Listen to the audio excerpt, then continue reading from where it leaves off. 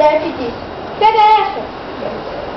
Mas Ferb não pegou, e a bola ficou em cima dos fios. Até que um homem da Eletropaulo pegou.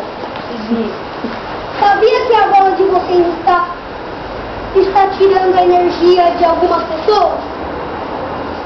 Ferb disse, mas como? Não cortamos os fios? O homem disse, Não cortou, mas está no interruptor.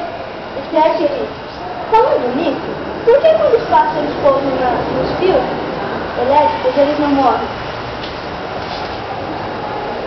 Eles recebem uma carga mais de um pé que fica em cada fio e morre. E ele morre. O homem Derp disse, agora entendi tudo. Derp e Ferb entenderam tudo. Sim.